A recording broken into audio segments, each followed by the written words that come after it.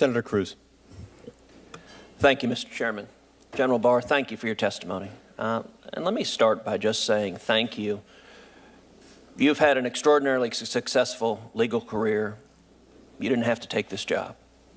And you stepped forward and answered the call yet again, knowing full well that you would be subject to the kind of slanderous treatment, the Kavanaugh treatment, that we have seen of senators impugning your integrity.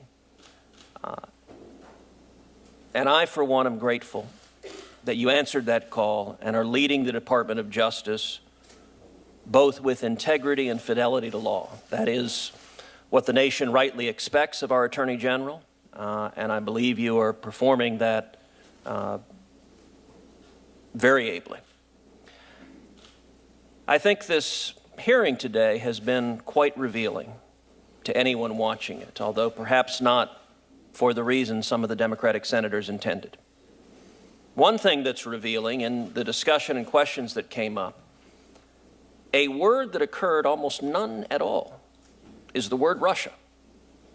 For 2.5 years, we heard Democratic senators going on and on and on about Russia collusion.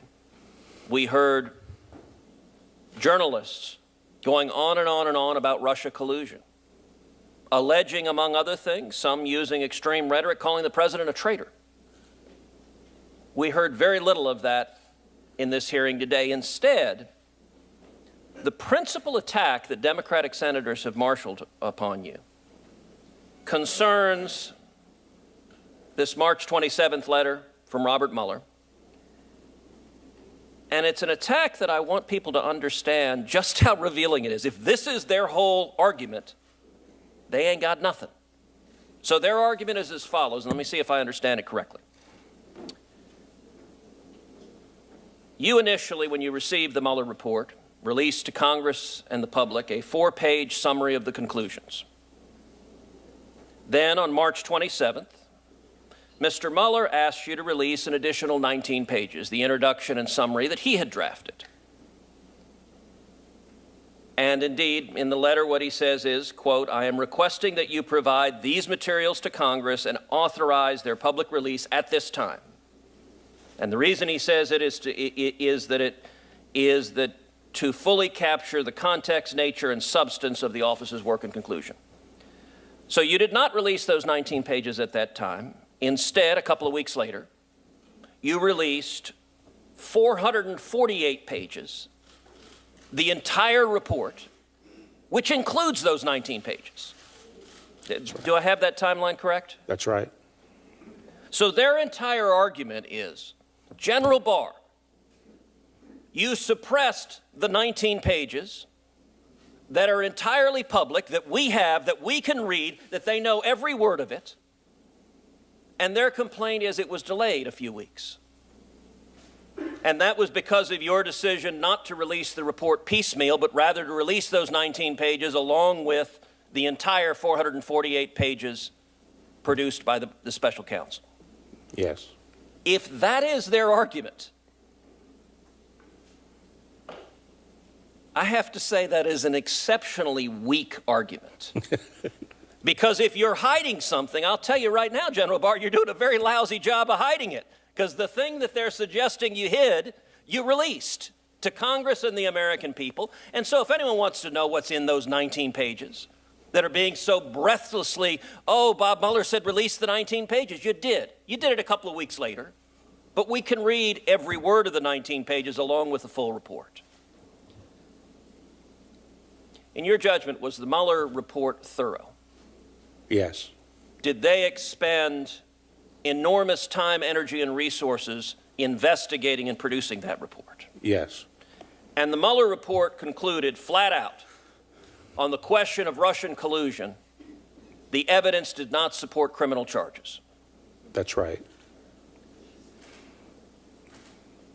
And indeed, the Mueller report, if I have these stats right, was compiled by 19 lawyers who were on the team, approximately 40 FBI agents, intelligence analysts, forensic accountants, and professional staff.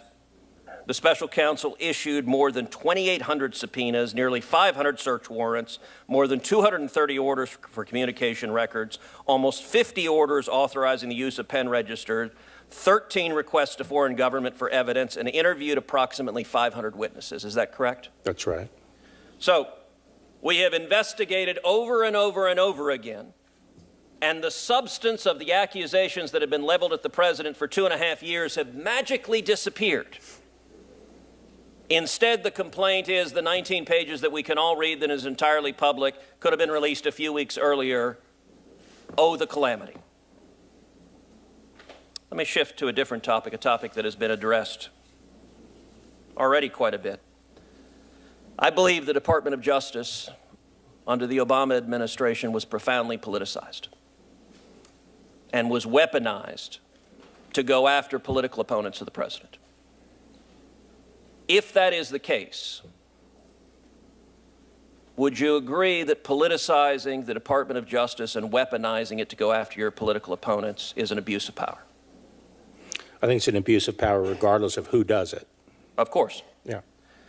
To the best of your knowledge, when did surveillance of the Trump campaign begin? The position today appears to be that it began in July, but I do not know the answer to the question.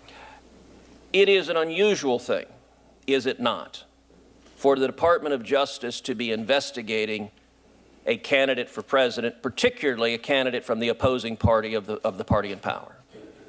Yes. Do we know if the Obama administration investigated any other candidates running for president? I don't know. Do we know if they wiretapped any other? I guess they were investigating Hillary Clinton for the email. Do we know if there were wiretaps? I don't know. Do we know if there were efforts to send investigators in wearing a wire? I don't know.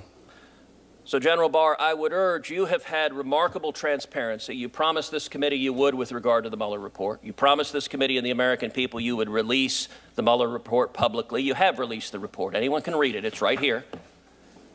I appreciate that transparency. I would ask you to bring the same transparency to this line of questioning about whether and the extent to which the previous administration politicized the Department of Justice, targeted their political rivals, and used law enforcement and intelligence assets to surveil them improperly.